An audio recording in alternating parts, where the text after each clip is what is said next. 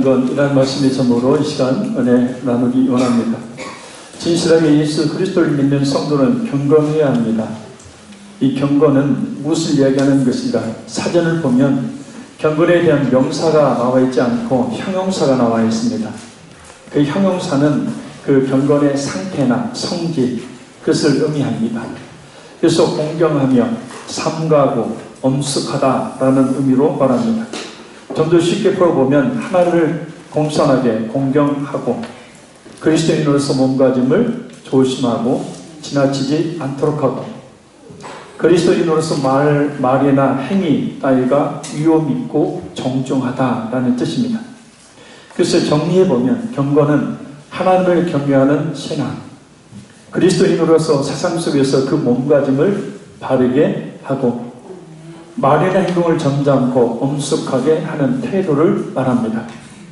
이러한 경건은 우리 모든 성도들이 추구해야 될 생활 자세입니다. 그럼 구체적으로 어떤 것이 경건일까요? 말씀을 통한 성령 하나님의 역사하심으로 그 경건의 의미를 바로 깨닫고 참된 경건을 향해 더욱 나아가는 우리 모두가 되기를 간절히 소원합니다. 첫째, 참된 경건은 말씀을 속히 듣고 말은 더디하며 성내지 않는 것을 말합니다. 우리 19절 20절 저들 말씀 같이 읽습니다. 내 사랑하는 형제들아, 너희가 알지니 사람마다 듣기를 속히 하고 말하기를 더디하며 성내기도 더디하라. 성내는 것이 하나님의 의를 이루지 못하니라. 아멘. 듣기는 속히 하고 라는 말씀은 가짜뉴스나 다른 사람을 비방하는 소리를 듣는 것을 놓치지 말고 빨리 잘 들으라 라는 그런 뜻이 아니라 하나님의 말씀을 잘 듣고 그 말씀대로 잘 살 준비가 된 사람이 되라 라는 뜻입니다. 왜냐하면 하나님의 말씀은 우리를 구원으로 인도할 뿐만 아니라 우리의 잘못된 부분을 지적해서 바로 잡아주고 그래서 예수님을 믿는 사람답게 살게 하며 또한 자신에게 하나님께서 주신 그 사명이 무엇인지를 깨닫고 그 사명을 감당할 그런 참 제자로 살게 이끌어주기 때문입니다. 기도의 성자라고 불리는 조지 뮬러 목사님, 영국에서 3,000명 이상의 고아를 돌본 분입니다. 5만 번이나 응답받는 기도로 유명한 목사님입니다. 이 목사님에게 오늘날 이런 질문이 주어졌습니다. 어떻게 그런 엄청난 일을 할 수가 있었습니까? 그런데 놀랍게도 기도의 성자라고 불리는 이 조지 뮬러 목사님은 이런 대답을 합니다. 나는 평생의 성경을 100회 통독했습니다. 주위 있는 사람들에게는 200회 통독했다고 합니다. 그런데 조지 뮬러 목사님 100회 이야기하는 것은 무릎 꿇고 읽은 성경에 했습니다. 성경을 무릎 꿇고 100번을 읽었다. 그러나 한 번도 실증이 난 적이 없었습니다. 읽을 때마다 새로웠고 읽을 때마다 힘을 얻고 희망을 얻었습니다. 이것은 나의 54년의 경험으로 말하는 것입니다. 나는 예수님을 믿고 처음 3년간은 성경을 읽지 않았습니다. 그때 나는 신자로서의 사명도 기쁨도 느끼지 못한 죽은 크리스찬이었습니다. 나는 그 3년을 잃어버린 시간이라고 생각합니다. 영적 생활의 활력은 날마다 성경을 읽느냐 안 읽느냐 하는 문제와 정비례합니다. 성경 읽기를 일과로 한다면 그 이상의 은혜는 없을 것입니다. 그런데 사실 조지 뮬러 목사님은 기도만 한 분이 아니에요. 오히려 성경만 읽은 분이죠. 그 성경을 읽다가 그 성경 본문 가운데서 나오는 기도를 해서 그 엄청난 사역들을 감당했죠. 수백만 명의 사람들에게 전 세계를 다니면서 복음을 증거하기도 했습니다. 그러니 경건한 성도는 늘 하나님의 말씀인 성경을 읽고 듣고 묵상하고 외우는 일을 속히 해야 합니다. 그것을 우선적으로 하라는 뜻입니다. 그리고 말하기는 더디해야 합니다. 더디하다라는 말은 둔하다, 느리다라는 뜻으로 말은 하되 경솔하게 말하지 말라라는 뜻이에요. 어떤 사람이 이야기를 듣고 전후 사정도 거짓인지 참인지 알지도 못한 채 경솔하게 그 말을 다른 사람에게 옮기지 마라. 그리고 참된 경건은 성내지도 성내기도 더디하는 것을 말합니다. 급히 분을 내지 말라라는 뜻입니다. 헬라어를 보면 화를 낸다라는 말에는 두 가지 단어가 있어요.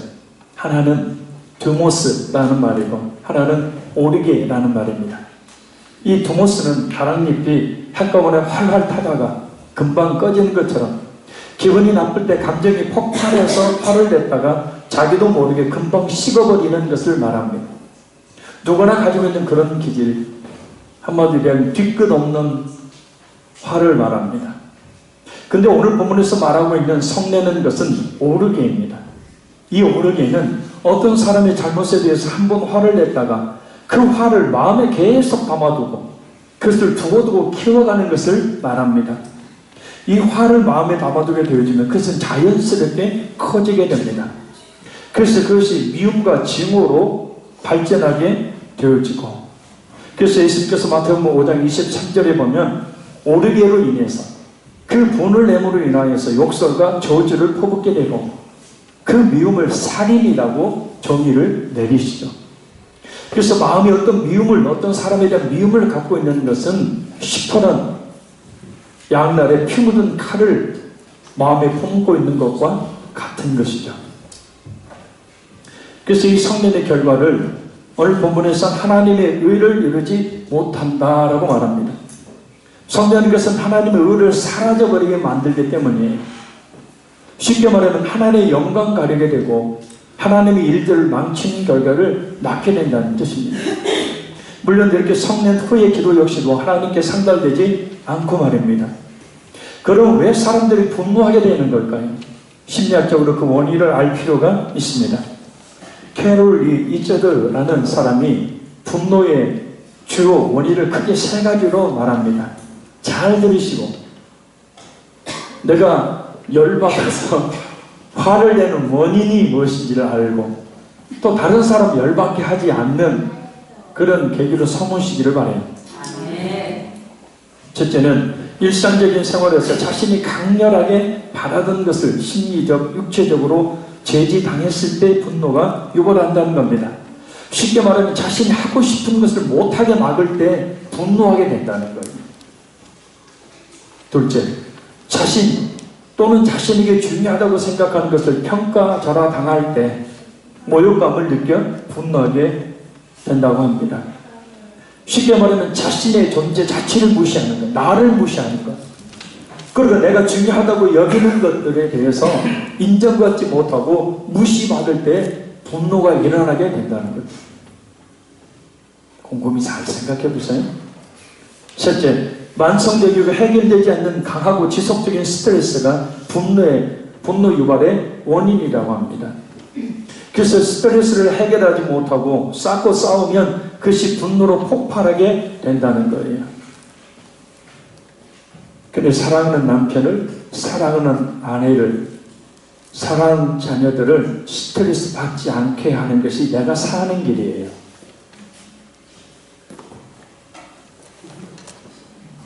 그래서 아내를 자주 바람도 쐬주고 기분 전환도 시켜줘야 돼. 쉽게 말하면 그 분노가 쌓여있게 되어지면 시한폭탄을 가슴에 품고 사는 것과 같은 거예요. 자, 이 외에도 자신의 어떤 욕구가 충족되지 않거나 무시당할 때 사람은 분노를 느낀다고 합니다. 그리고 다른 사람이 자신이 지닌 신념을 인정해 주지 않다고 느껴질 때, 그리고 자신의 신념과 어긋나는 행동을 하는 것을 볼 때 분노를 느낀다고 합니다. 내 생각대로 따라주지 않을 때, 특별히 아이들이 내 생각대로 따라주지 않죠. 남편이, 아내가 내 규정에 맞게 행동해 주지 않습니다. 그러니까 분노가 일어나는 거예요. 또 다른 사람이 자신에게 나는 옳고 너는 틀렸어 라고 말하며 그 사람의 의견대로 행동해야 한다고 강요할 때 너는 틀렸어. 그러니까 엄마가 말한 대로, 아빠가 말한 대로, 내가 말한 대로 해 라고 할 때 그에 대한 반항으로 분노하게 된다는 거죠. 그러니까 아이들의 표정이 별반 표정으로 나타나지 않은 것 같은데 이미 그럴 때 그 아이의 마음속에는 분노가 자리 잡게 된다. 그리고 어떤 지속적인 아픔이나 슬픔이 분노를 일으킨다고 합니다. 그럼 분노하게 되면 우리 몸에서 어떤 일이 벌어질까? 먼저 생리적인 변화가 일어나는데, 분노를 경험하게 되면 우리 뇌의 이 대뇌의 변형계라는 것이 자극을 받게 됩니다. 이 두 가지 과정을 거칩니다. 첫째는 이 뇌 속에 카테코라민이라는 이 호르몬이 방출됩니다. 그래서 공격 혹은 회피 상황, 격렬한 행동을 일으키는 강한 에너지를 분출하게 되는 거예요. 그러니까 분노가 있게 되어지면 뇌에서도 호르몬이 분비돼서 공격성, 격렬한 행동을 일으킬 만한 그런 강한 에너지가 분출이 되는 거예요. 그걸 스스로 제어하지 않을 때 어떻게 공격하게 되고 폭행을 일삼게 되고 욕설과 저주를 퍼붓게 되는 거죠. 이것은 수분 동안 지속되는데, 이때 사람들은 상대방을 공격할 것인지 회피할 것인지를 결정한대요. 그 순간에 앞에서 말한 일시적인 분냄인 두모스의 상황을 말합니다. 제가 성경에 없는 이야기를 하고 있는 게 아니라 지금 성경에 있는 이야기를 하고 있는 거예요. 두 번째는 이 신경계가 흥분하면서 언제라도 행동을 일으키는 긴장 상태를 만드는데, 이것은 몇 시간 혹은 며칠씩 지속되는 거예요. 앞서 말했던 분이 계속해서 그 속에 내재되어서 분이 풀리지 않는 오르게의 상황을 말해요. 오늘 본문의 성냄이 바로 그 오르게를 말합니다. 계속해서 마음에서 그 흥분이 가라앉혀지지 않는 상태로 그것이 며칠을 간다는 거예요. 중요한 것은 이런 생리적인 변화 때문에 분노는 다른 어떤 마음의 감정보다도 건강에 중요한 치명적인 영향을 미치게 된다는 거예요. 늘 화를 내며 사는 사람이 건강한 거 맞습니까? 건강 못합니다. 분노를 경험할 때 특히 심혈관, 이 심장과 관계된 혈관의 반응이 강하게 일어납니다. 운동할 때처럼 심장 박동수가 급격해지고 혈압이 상승하고 몸 전체가 긴장하고 맥박이 빨라지며 이를 꽉 다물게 됩니다. 그것이 제어되지 않으면 뭘 치거나 부수거나 발로 차거나 물고 싶은 충동을 느끼고 지각의 범위가 좁아져서 한 가지에만 주의를 집중하게 돼요. 다른 사람 이야기가 들리지를 않는 거예요. 그래서 분노 유발 대상자, 나로 하여금 분노를 일으키게 만든 그 사람에게 상처를 줄 만한 말을 하고 싶은 욕구를 느끼고 그를 공격하고 때려 눕히려는 충동적인 힘을 느끼게 된다고 합니다. 분노가 강하면 강할수록 신체적인 행동을 해야겠다는 욕구를 느끼게 돼서 급기야 상대의 신체를 공격하게 된다는 거죠. 그래서 잠언서 29장 22절 말씀입니다. 노하는 자는 다툼을 일으키고 성내는 자는 범죄함이 많으니라. 그럼 이 분노를 어떻게 가라앉힐 수 있을까요?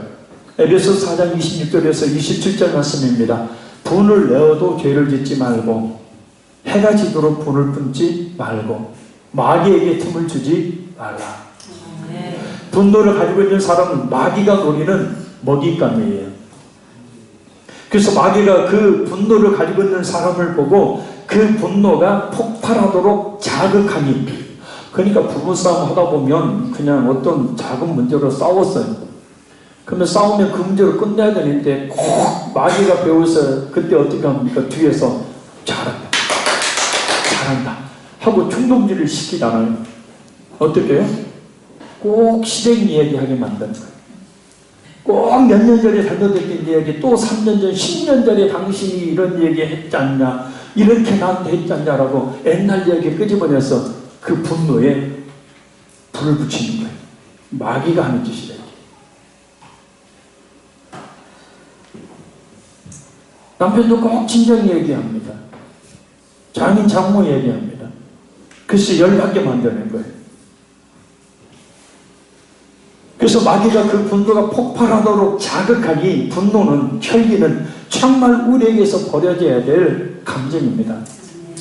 그래서 분을 내어도 절대 행동으로 옮겨 죄를 짓지 않도록 해야 하고, 먼저는 해가 지도록 분을 끊지 말고 곧 두모스는 되어도 오르게가 되지 않게 해야 한다. 계속해서 마음의 분을 품어서는 안 된다. 마귀라는 놈이 반드시 그 분노를 폭발하도록 사람을 통해 충동질을 할 것이기 때문에 그럼 구체적으로 어떻게 해야 할까요? 디모데전서 2장 8절 말씀입니다. 그러므로 각처에서 남자들이 분노와 다툼이 없이 거룩한 성을 들어 기도하기를 원하노라. 기도해야 되는 거예요. 기도를 통한 성령 하나님의 역사하심으로 심령을 늘 온유하게 해야 합니다. 정말 기도하면 마음이 부드러워지고 온유해지거든요. 성도의 마음에 계신 성령 하나님께서 그렇게 역사하시기 때문입니다. 그래서 사랑하는 남편 여러분, 아내가 자꾸 짜증내고 퉁살이에 쌓고 잔소리에 쌓고 자꾸 얼굴 인상 붉히고 있을 때 그 즉시 아내를 정중히 차로 모셔 교회로 모시길 바래요. 억지로든 자유로든 교회로 들이밀어 기도시키면 벌써 얼굴이 달라지게 됩니다. 남편들은 혹시 그러면 또 아내들은 남편을 묶어서라도 그에 데려다가 기도케 해야 합니다.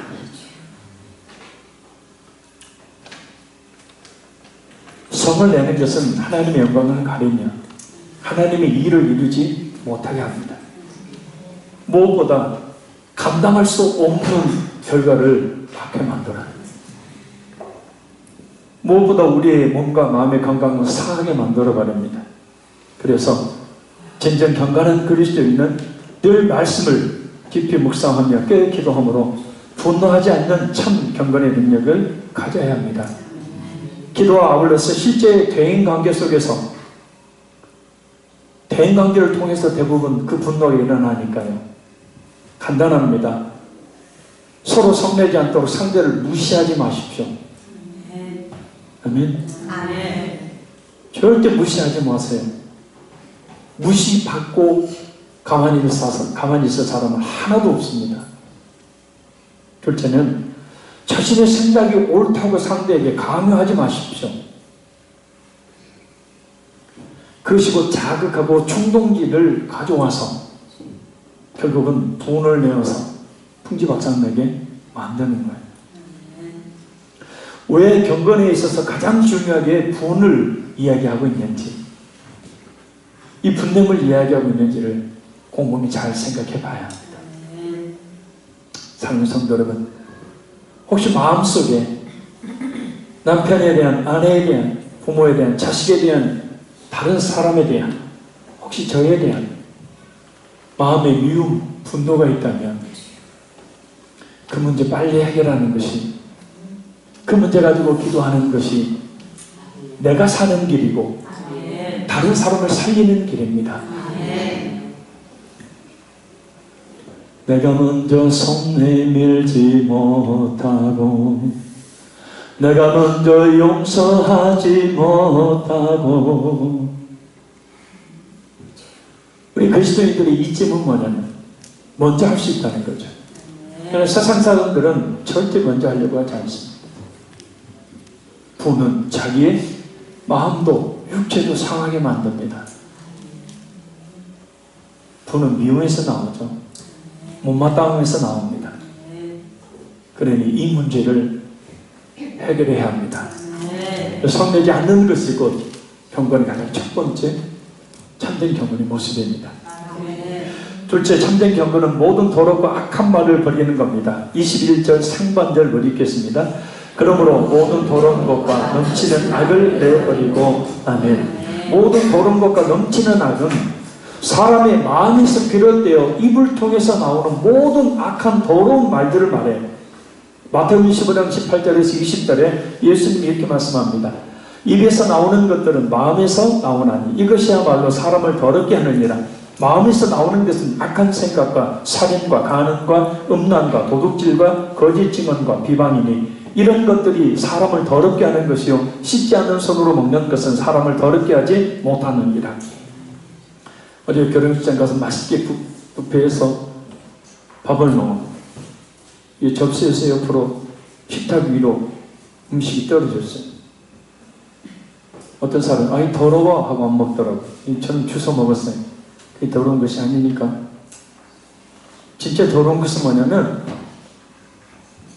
마음에서 나오는 것들, 남을 해하고자 하는 악한 생각, 살인과 똑같은 것을 여기는 미움, 음담, 패설, 있지도 않은 일을 말하는 거짓말, 남의 것을 탐내는 탐욕의 말, 다른 사람 허물을 들춰내서 나쁘게 말하는 비방, 그리고 부정적인 말, 바로 사람에서 나오는 악한 더러운 말들. 무엇보다 이런 더럽고 악한 말들을 하지 말아야 될 것은 그런 말들이, 그런 행동들이 이런 것들이 그 사람을 더럽게 하는 것이요. 그래서 그 말하는 사람을 더러운 사람 되게 만든다는 거예요. 그런 더러운 말을 하는 사람을 우리는 거룩하다, 진짜 예수 믿는 사람답다라고 말하지 않기 때문입니다. 그래 각종 죄악을 생산해내는, 입에 생산해내는, 그것을 입으로 쏟아놓게 만드는 이 마음이라는 부패한 공장을 우리가 어떻게 해야 할까요? 디모데전서 4장 5절 말씀입니다. 하나님의 말씀과 기도로 거룩하여 지니라. 마음을 거룩하게 해야 해요. 마음속 온갖 죄악으로부터 우리를 더럽히지 않는 방법은 예수님의 십자가 앞에 나가 그 더러운 죄악을 고백하며 그 피로 마음을 깨끗이 씻는 겁니다. 히브리서 9장 13절 14절 말씀입니다. 염소와 황소의 피와 및 암송아지의 죄를 부정한 자에게 뿌려 그 육체를 정결하게 하여 거룩하게 하거든 하물며 영원하신 성령으로 말미암아 흠없는 자기를 하나님께 드린 그리스도의 피가 어찌 그 양심을 죽은 행실에서 깨끗하게 하고 살아계신 하나님을 섬기게 하지 못하겠느냐. 그러니까 날마다 충분히 기도하며 날마다 성경 말씀을 읽고 듣고 묵상함으로 성령 하나님께서 우리 마음을 거룩하게 바꿔주시도록 해야 한다. 어느 동네 모퉁이에 사람들이 쓰레기를 하도 많이 버려서 썩은 냄새가 진동을 하고 그 근방이 항상 불결했대요. 아무리 신고한다고 양심을 버린 인간 같지 않는 사람이라고 시뻘건 글씨로 대문짝 마르게 썩어져 놓아도 거기다가 소금벽은 잘라버린다고 큰 가위 걸어놔도 소용이 없었다고 합니다. 근데 어느 날부터 쓰레기가 보이질 않대요. 왜냐면 그곳에 작은 화단을 만들어서 예쁜 꽃들을 심어 놓았더니 사람들이 거기에 있는 쓰레기를 버리지 못하더라 합니다. 마찬가지로 회개를 통해서 거룩한 성령 하나님이 우리의 마음을 지배할 때 더럽고 악한 말을 버리게 되어지고 악한 마귀가 충동질을 하지 않게 되는 거예요. 그것이 바로 참된 경건의 아주 귀한 방법입니다. 실제 참된 경건은 말씀을 듣고 행하는 자가 되는 겁니다. 우리 21절 하반절에서 25절까지 같이 읽습니다. 너희 영혼을 능히 구원할 바 마음에 심어진 말씀을 온유함으로 받아라. 너희는 말씀을 행하는 자가 되고 듣기만 하여 자신을 속이는 자가 되지 말라. 누구든지 말씀을 듣고 행하지 아니하면 그는 거울로 자기의 생긴 얼굴을 보는 사람과 같아서 제 자신을 보고 가서 그 모습이 어떠한지를 곧 잊어버리거니와 자유롭게 하는 온전한 율법을 들여다보고 있는 자는 듣고 잊어버리는 자가 아니요 실천하는 자니 이 사람은 그 행하는 일에 복을 받으리라. 아멘. 이 자리에 계신 사랑하는 남편 여러분, 내가 아내에게 속 좀 썩혔다 생각되거들나 오늘 돌아가셔서 용서를 구하십시오. 아내의 마음속에 그 울분이, 아픔이, 상처가 있어서 그것이 언제 분노로 타질지 모릅니다. 아내 역시 남편에게, 또 부모 역시 자녀에게, 자녀 역시 부모님에게 서로에 대한 분노가, 미움이, 거리낌이 조금도 없도록 하십시오. 어떻게 보면 그렇게 분노하게 만들면, 미워하게 만들면 내가 아내를 죽이고 있는 거죠. 남편의 생명을 단축시키고 있는 것이고 부모를, 자녀들을 죽이고 있는 겁니다. 구원을 받는, 구원할 수 있는 말씀을 말하고 마음에 심어진 말씀은 그 말씀이 마음에 새겨지도록 하라는 뜻이에요. 그러기 위해서 필요한 것은 말씀으로 온유함으로 받는 겁니다. 온유함으로 받으라는 뜻은 자신을 구원해주는 예수님의 십자가의 피 묻은 복음과 모든 성경 말씀을 겸손하고 복종하는 마음으로 받으라 라는 뜻이에요. 말씀은 하나님의 말씀이기 때문에 순종과 때로 복종으로 받아야 합니다. 저를 보십시오. 이 시간에도 이 말씀을 하나님의 말씀으로 여겨서 너나 잘해라, 나는 상관없어, 그게 아니고 겸손하게 내게 주신 말씀으로 받으시길 바랍니다. 그 말씀을 듣기만 하고 행하지 않을 때 자신을 속이는 자가 되는 겁니다. 세상에 가장 미련한 사람이 자기가 자기를 속이는 것 아니겠습니까? 뻔히 알면서도 그렇게 하지 않을 때 아내도 남편도 자식도 부모도 죽음으로 내모는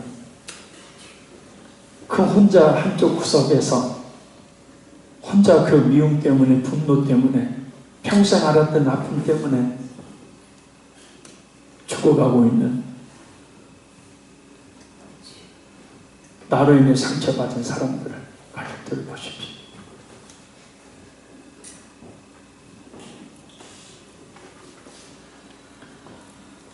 자, 듣기만 하고 말씀을 행하지 않을 때 자신을 속이는 자가 돼서, 근데 중요한 것은 그것으로 그치지 않고 영원한 멸망을 당하게 된다는 겁니다. 누가복음 6장 46절에 49절 말씀이에요. 너희는 나를 불러 조여줘야 하면서도 어찌하여 내가 말하는 것을 행하지 아니하느냐. 내게 나와 내 말을 듣고 행하는 자마다 누구와 같은 것을 너희에게 보이리라. 집을 짓되 깊이 파고 주추를 반석에 놓은 사람과 같은 큰 물이 나서 탕류가 그 집에 부딪히되 잘 지었기 때문에 능히 요동하지 못하게 하였거니와 듣고 행하지 아니하는 자는 주추 없이 흙 위에 집 지은 사람과 같으니 탕류가 부딪히며 집이 곧 무너져 파괴됨이 심하니라 하시니라. 그러니 우리가 말씀에 순종 복종하는 참 경건의 성도가 되기를 그래서 힘써야 되는 겁니다. 그러지 않으면 한순간에 무너집니다.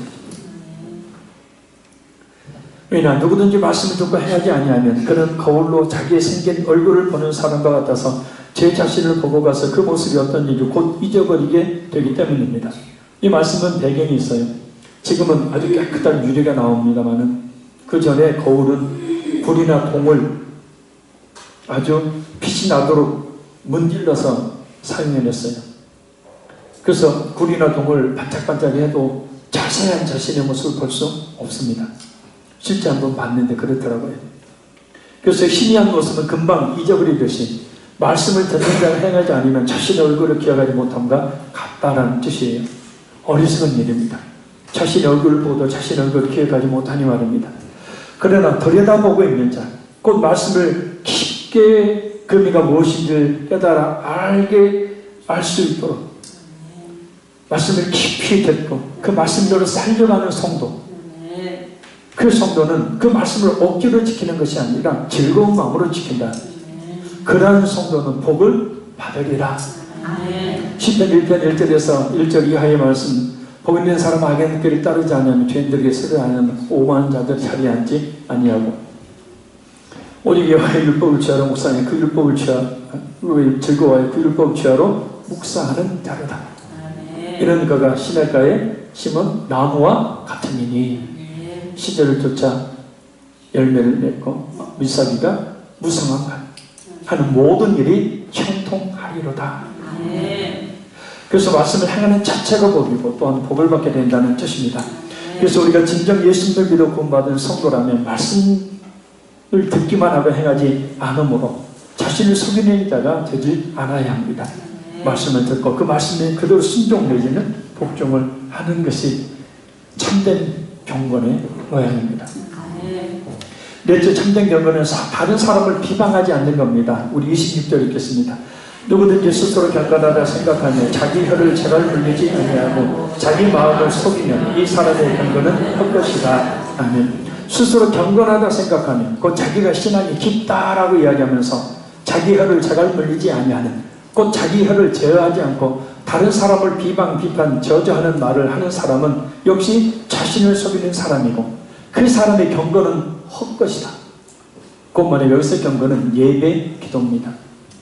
그래서 26절 말씀을 쉽게 풀이하면 자신이 신앙이 깊다고 이야기하면서도 별반 잘못한 것이 없는 다른 사람을 비방하고 저주하는 말을 일삼는 사람의 예배나 기도는 하나님이 받지 않으시는 헛된 것을 일어나는 것이다 라는 거예요. 그런 사람의 신앙은 겉만 그럴듯하지 속은 더러운 외식적인 신앙이라는 말씀입니다. 그래서 예수님께서 그러한 바리새인들과 사기관들과 대제사장, 장로, 서기관, 율법사들 향해서 독사의 자식들아, 회칠한 무덤들아라고 저주하는 것을 우리는 기억해야 합니다. 남의 크고 작은 허물을 들춰내 아프게 말하는 사람, 있지도 않는 말을 지어내는 말을 하는 사람은 경건한 그리스도인이 아닙니다. 그러니 남을 비방하지 말고 또 남을 비방하는 사람과 함께하지 말아야 합니다. 그것이 바로 참된 경건이고, 하나님 앞에서 우리는 얼마나 바릅니까? 그렇죠? 물론 바르게 판단하고 바르게 평가는 해야 합니다. 분별하기 위해서. 그러나 욕하고 저주하지 마시라고. 하나님 앞에 내 자신 내놓고 보면, 우리 자신 내놓고 보면, 저도 잘났다고 강단에서 설교하는 목사로 있지만 또 뜯어보면 참 허물 많고 부달것없는, 어디 보면 때돌 강단에 서기가 부끄러울 정도의 사람입니다. 그래서 우리는 함부로 다른 사람을 비방하고 판단하고 정죄하지 말아야 합니다. 다섯째 참된 경건은 어려운 이웃을 돌보는 겁니다. 27절 상반절 우리 같이 읽겠습니다. 하나님 아버지 앞에서 정결하고 더러움이 없는 경건은 곧 고아와 과부를 그 환난 중에 돌보고. 아멘. 우리 모든 행위는 하나님께서 다 지켜보고 계시죠. 그래서 그것을 알든지 모르든지 우리는 하나님 앞에 살게 됩니다. 근데 특별히 그것을 인식하는 사람은 코람되어 신전의식을 가지고 살아요. 하나님 앞에서 내가 어디를 가든지 누구를 만나든지 무엇을 하든지 간에 하나님이 다 보고 계시다는 이 확실한 사실 앞에 그것을 인정하며 사는 것이 신전의식입니다. 그렇게 사는 것이 경건한 삶이에요. 그리고 특별히 우리 기독교의 모든 계명을 두 가지로 정리하면 하나님을 사랑하는 것과 우리 이웃은 나 외의 사람을 말해요. 동네 사람 말하는 게 아니고 성경에서 말하고 있는 이웃은 나 이외의 사람. 그래서 아내도 이웃이 아니에요. 권사님 안에 있어요? 남편들이 대답해야지 왜 아내가 대답해? 나 외에 다른 모든 사람이 다 이웃이에요. 근데 그 이웃을 내 몸과 같이 사랑하라. 따라서 이런 사랑이 없는 종교, 우리가 만약에 그런 사랑을 실천하지 않는 사람이라면 우리의 종교 생활은 미신에 해당된다는 거예요. 다른 종교랑 별반 차이가 없다는 거예요. 그래서 진실하게 예수님을 믿는 성도는 고아와 과부, 그건 뭐냐면 우리 주위에 있는 불쌍하고 연약한 이웃들을 말합니다. 고아와 과부가 가장 불쌍하니까. 그래서 우리가 돌봐야 되는 존재들을 이야기해요. 그래서 그런 사람들이 있을 때 말로만 동정하고 마는 것이 아니라 실제적으로 그들을 위로하고 도우라는 뜻입니다. 아니 왜 아멘을 안 해요? 아멘. 자, 그래서 우리 자신 내 주위에 도와야 될 사람이 있다면 왜 내게 이런 사람을 붙여주셔서 힘들게 하는 겁니까? 불평하고 귀찮아하지 말고 마음과 물질로 섬겨야 합니다. 잠언서 말씀에 여러 번 강조하죠. 가난한 자를 위해서 구워주는 날은 하나님께 구워주는 자니, 가난한 자를 위하는 것은 곧 하나님을 위하는 것이니, 작은 소자에게 냉수 한 그릇 대접하는 것도 선지자의 상을 잃지 아니하리라. 너희가 작은 이 자에게 한 것이고 내게 한 것이요 하지 아니한 것이 내게 하지 아니한 것이다. 그러니까 저는 보십시오. 내가 진짜 섬겨야 될, 돌봐야 될, 뭔가 나눠줘야 될 병들고 힘들고 연약하고 불쌍한 뒤에 있는 사람이 있다면 그 사람은 어떤 사람이냐면 하나님이 내게 복 주시기 위해서 붙여주신 거예요.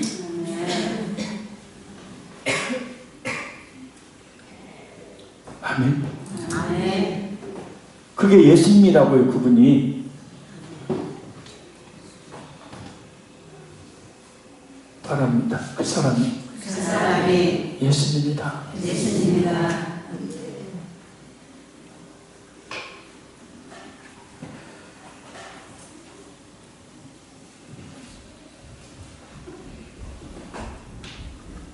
마지막 여섯째는 참된 경건은 자기를 세속에 물들지 않도록 하는 겁니다.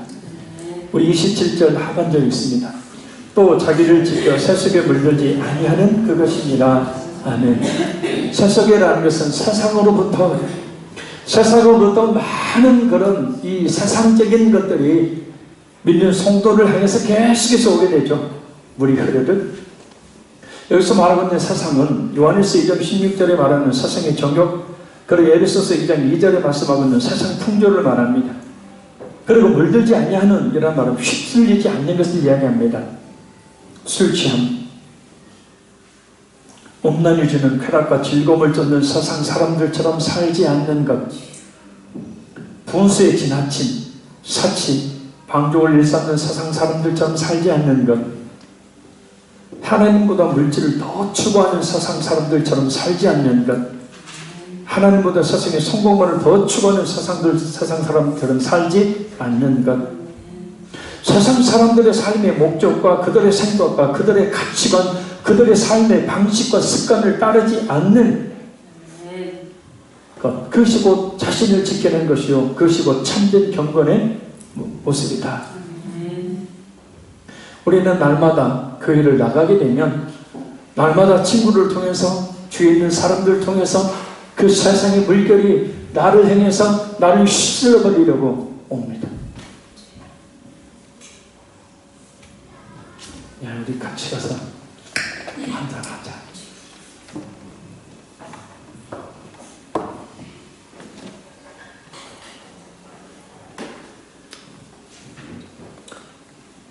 더 막 이야기하고 싶은데요, 그만할게요.